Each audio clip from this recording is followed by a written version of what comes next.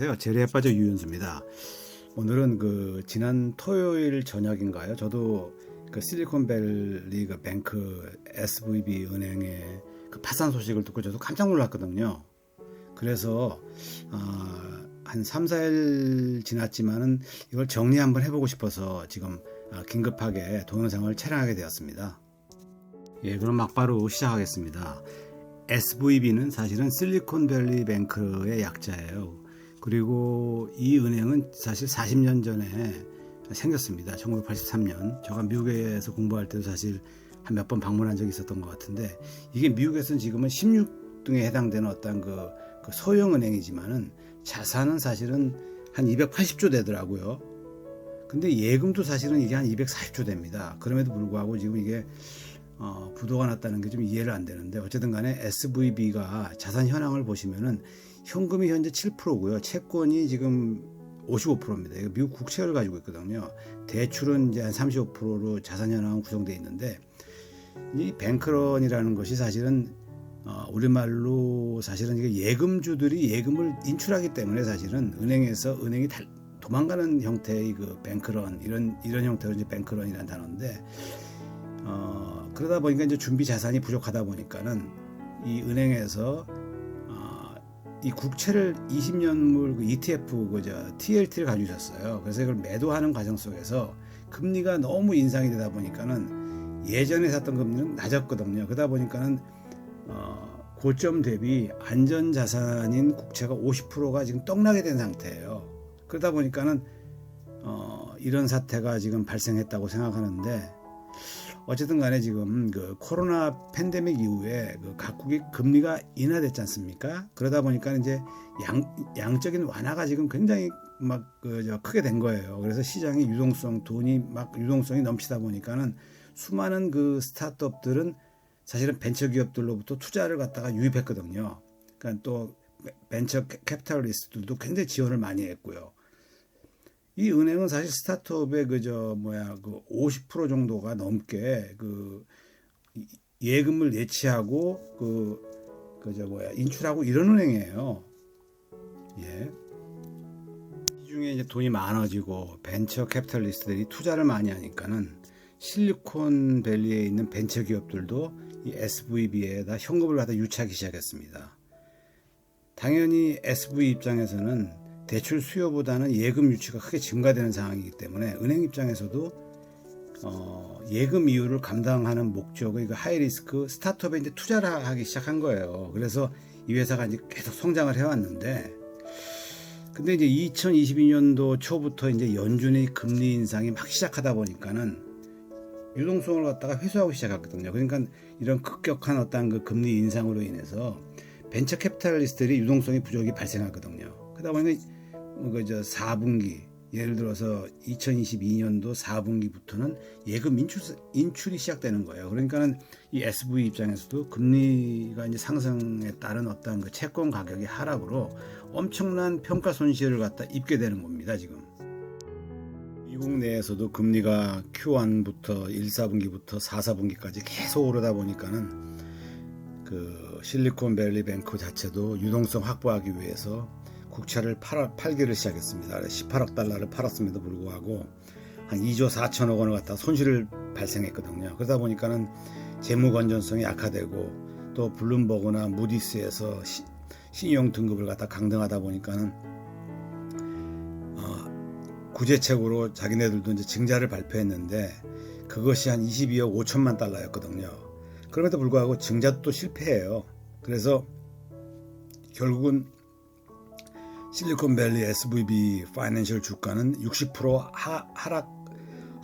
하락하자마자 거래가 중지됐던 것이 아마 금요일 저녁이었을 것입니다. 그래서 그럼에도 불구하고 SVC는 미국 이외에도 캐나다, 영국, 독일, 중국, 인도, 스페인, 덴마크 등 글로벌한 시장에 벌써 진출해 있는 상황이거든요.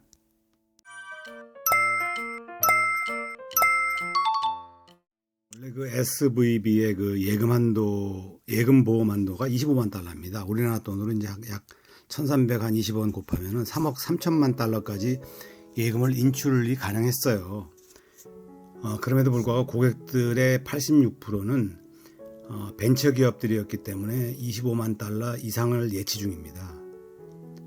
이런 와중에 이제 어제 보니까는 14일날 발표된 CPI라고 이제 Consumer Product Index라고 해가지고 소비자 물가 지수가 6.0%가 나왔어요. 6.0%. 그래서 참 그 다행 중에 다행인데, 이러던 와중에도 정치적 미 정계에서는 바이든의 재선을 위해서는 민주당이 또 다른 그 뱅크런을 방지하기 위해서 연준을 압박할 가능성이 있습니다. 왜냐하면 너무 금리를 너무 올리지 말아라.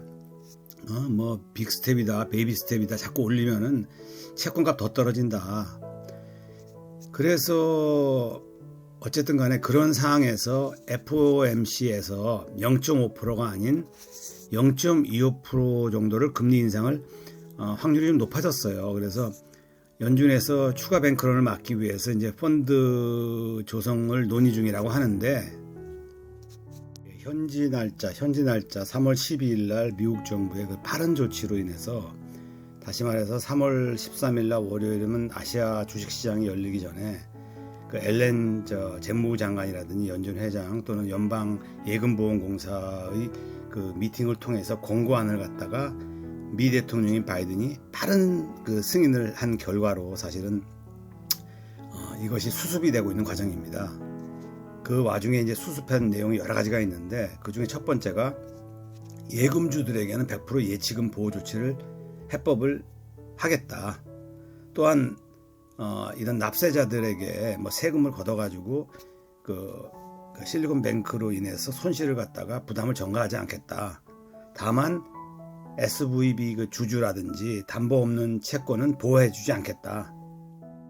어쨌든 미국 정부의 그 빠른 조치로 인해서 SVB 그 은행 파산은 지금 수습이 되고 있는 과정입니다. 그래서 그럼에도 불구하고 앞으로 그 스타트업이라든지 신생 벤처 기업들의 주가가 하락할 수도 있고요. 그리고 나스닥에 들어간 거요. 또 부도도 날 가능성도 있습니다. 그리고 그러면은 벤처 캐피탈이라든지 은행권이 스타트업에 투자하는 것이 아마 급냉될 가능성도 있고요. 또 국가 차원에서는 사실 우리 한국도 이제 그 미국 국채를 가지고 있지만 중국은 많이 가지고 있거든요. 일본도 꽤 가지고 있고요. 그래서 미국 부채를 보유한 국가들은 금리를 그만 올려라. 그럼 채권값 떨어지니까. 그래서 미 정부에게 아마 무언의 압력을 넣을 거예요.